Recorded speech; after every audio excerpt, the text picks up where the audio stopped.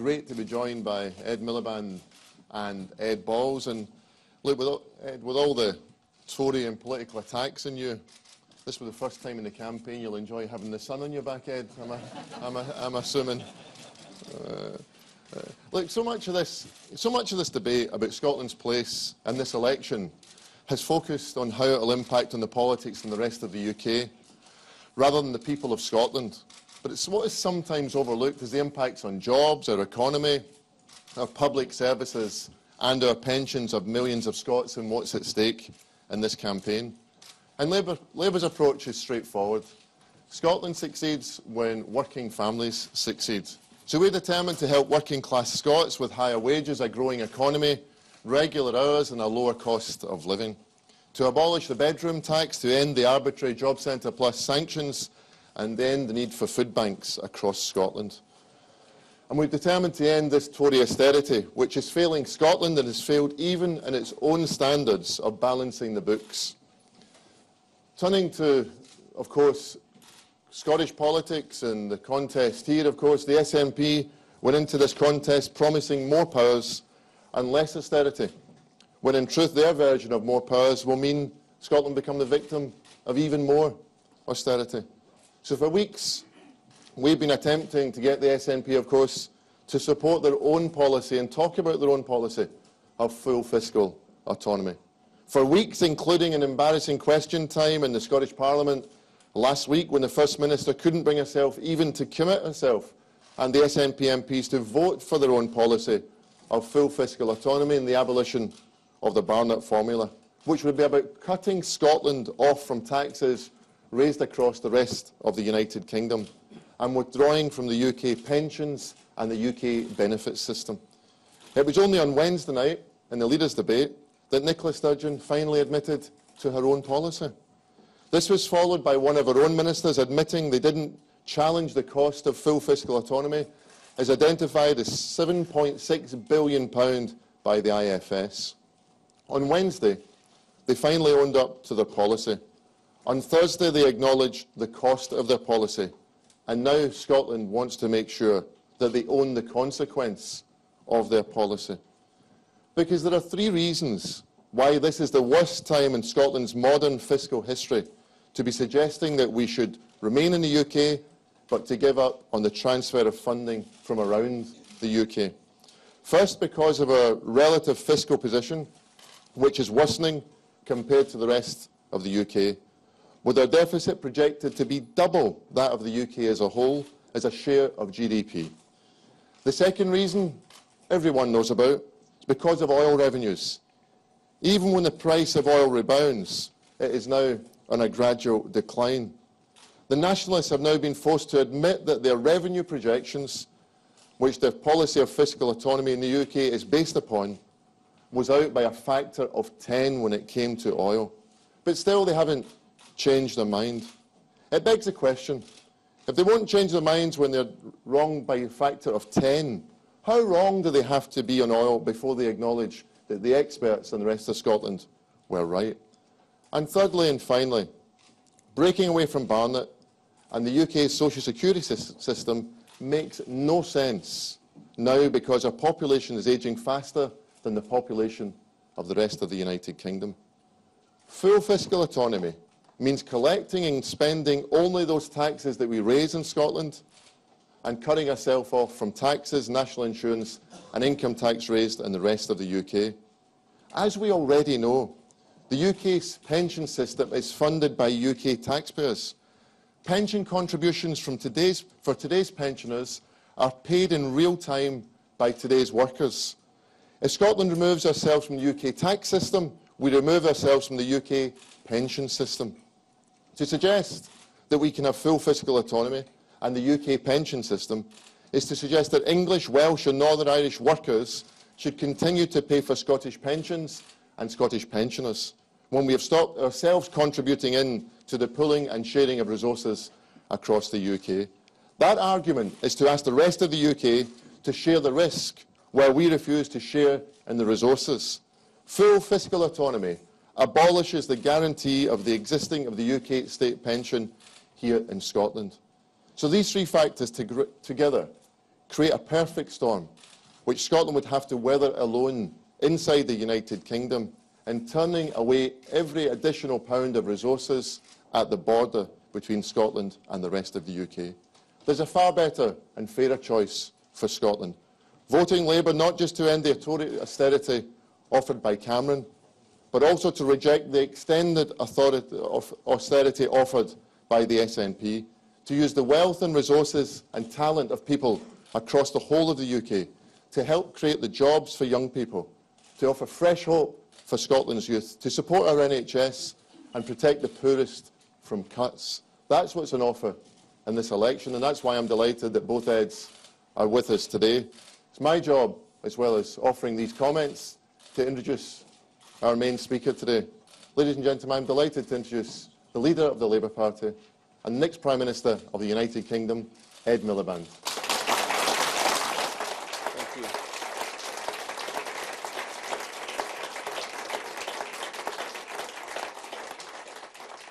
Well, Jim, ladies and gentlemen, thank you. It's great to be here in Edinburgh. It's great to be here with Sheila Gilmore, with Jim and with Ed. There are 27 days left until the general election, and it's clear this will be one of the most hard-fought elections anyone can remember. And I think that's because we're arguing about completely different visions of our country, and I want to say something about that this morning. I think the terms of debate in this election are now clear.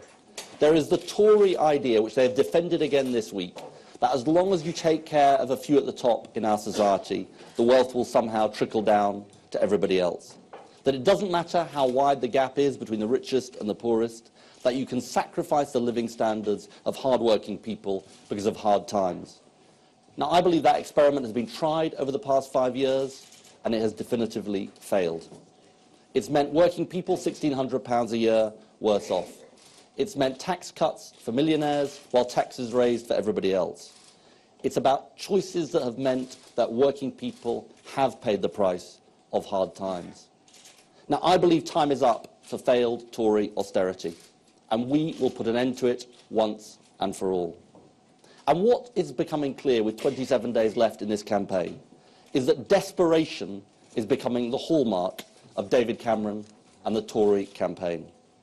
This week, we've seen them defending the non-doms and descending to personal abuse. And today, in further signs of panic, they're announcing billions of pounds of unfunded and unbelievable promises. They can't explain where the money's coming from, they can't tell us how they'll make these promises happen, and they simply won't be believed. And the result, if they were returned to government, would be even greater spending cuts, putting the NHS at risk, and inevitable rises in value-added tax. The alternative is our plan, our better plan, costed and funded, supporting our young people with a jobs guarantee paid for by tax on the bank bonuses, strengthening our NHS throughout the United Kingdom with a mansion tax and money from big tobacco for more doctors and nurses, and making sure everyone plays by the same rules, abolishing non-dom status, raising the minimum wage to £8 an hour, banning the exploitation of zero-hours contracts, freezing energy prices so they can only fall and cannot rise. And this is a contrast not just with the failing Tory plan, but with the unravelling plan of the Scottish National Party. As Jim said, on Wednesday night, the SNP, Nicola Sturgeon, repeated her commitment to full fiscal autonomy, meaning an end to the pooling and sharing of resources across the United Kingdom. I believe this is one of the most significant events of the campaign so far in Scotland. Now, in a moment, Ed Balls is going to set out in detail exactly what it means. But full fiscal autonomy will mean a £7.6 billion hole in Scotland's finances.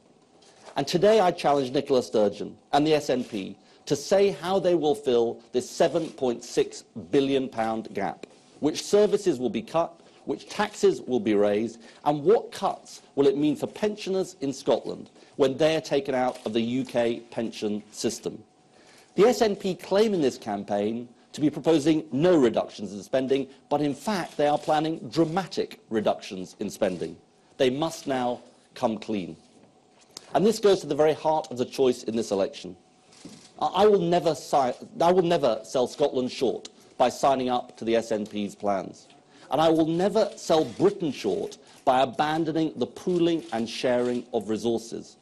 because this is a pooling and sharing of resources which benefits all parts of our country, because we look after each other and we know we can only tackle the problems our country faces across the whole of the United Kingdom. You can't tackle tax avoidance unless you do it in every part of the United Kingdom. You can't take on the energy companies unless you do it in every part of the United Kingdom. You can't reform the banks unless you do it in every part of the United Kingdom. You can't call time on rogue employers unless you do it in every part of the United Kingdom. And that's why this election is about values. Labour stands for equality, solidarity, and working together. It's what I came into politics for. And so this is the choice at the election, a choice between a Tory party that believes we succeed by helping those only at the top, the SNP with a £7.6 billion funding gap, which will mean a devastating blow to working people, or a Labour Party with fully costed plans and the right values to change Scotland and change the whole of the United Kingdom. A Labour Party with a better plan for a better future. And now it gives me great pleasure to introduce the Shadow Chancellor, Ed Balls. Thank you very much.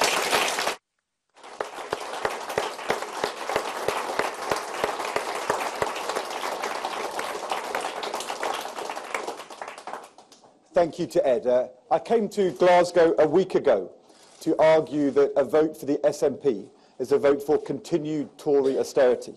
And I set out 3 reasons in that speech why that is the case. 9 days on, we can now clearly see that in every one of these arguments, the SNP and Nicola Sturgeon have confirmed that a vote for the SNP is a vote for continuing austerity. And that is what we set out today in our document. First, I said that you can't trust the SNP to deliver social justice in the coming year. I challenged the SNP, as Jim has done, to back Labour's fair tax changes across the United Kingdom. The higher bank levy, the mansion tax, the bank bonus tax, changes to pension tax relief for the highest earners, things which will fund extra investment in the NHS, in education, in jobs for young people. And they haven't done so.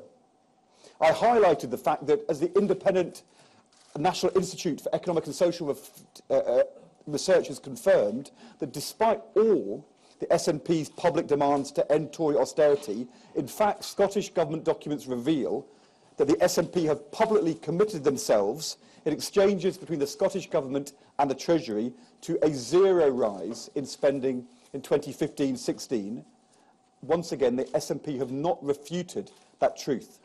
The fact is, only Labour in Scotland has a fully funded plan to deliver social justice, an £800 million plan for additional spending paid for through the fair changes the SNP won't back.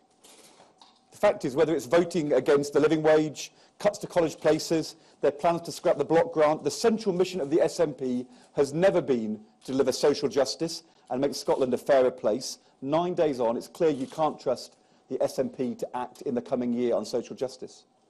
I highlighted the second reason last week in Glasgow why a vote for the SNP is a vote for more austerity, that a vote for the SNP makes it more likely that David Cameron will stay in Downing Street.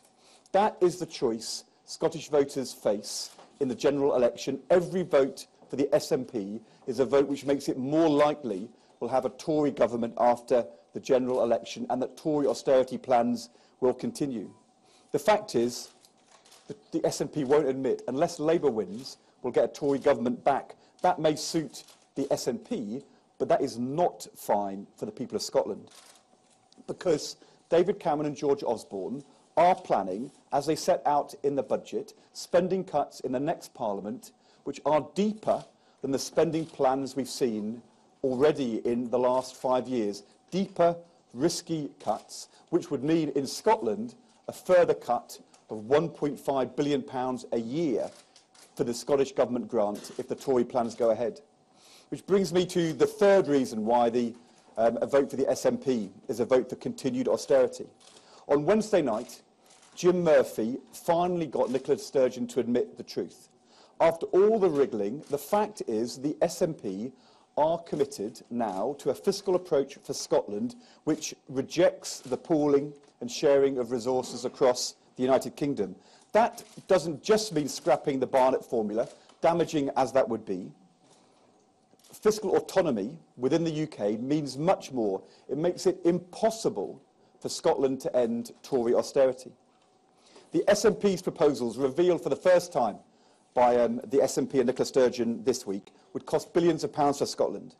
The Independent Institute for Fiscal Studies have confirmed the SNP plans for Scotland would mean £7.6 billion of spending cuts and tax rises. This is what they say. Scotland's projected deficit in 2014-15 is now 4.6% of GDP, higher than that for the UK as a whole. In cash terms, that is equivalent to a gap of £7.6 billion. And the SNP are not challenging the IFS numbers. This is what the SNP Minister, Mr Derek Mackay, said yesterday. He said, "I'm not challenging the work the SNP has done." The SNP are not challenging that £7.6 billion budget gap. The action necessary to put that right would be hugely damaging for living standards and public services in Scotland. The SNP try to argue that they can make this up by increases in economic growth. But our document, which we're publishing today, shows the SNP would need to literally double the growth rate in Scotland in the next 5 years to close that gap. Scottish GDP growth would need to be 5.3% a year. That's not just double the expected growth rate for the UK in the next 5 years, it's double the global growth rate expected worldwide for all advanced countries. The sums don't add up. The fact is that £7.6 billion gap would mean a 12% cut in spending here in Scotland. That would be a spending cut on the SNP plan in the next Parliament, twice as big as the spending cuts Scotland has had to deal with in this Parliament. And it's not just the Scottish Government budget, this is UK and Scottish Government spending here in Scotland which would be subject to the cut. That includes not just a block grant, but also spending on items like pensions. If that 12% cut fell equally across all Scottish spending, that would mean a cut in pension spending in Scotland of £1 billion. £1 billion cut to the state pension here in Scotland. The reality is that 1 million Scots whose state pension is currently guaranteed by the United Kingdom would on those plans see their pension cut. A cut of £18 a week, £940 a year on average, cut to pensions for the 1 million Scottish pensioners today.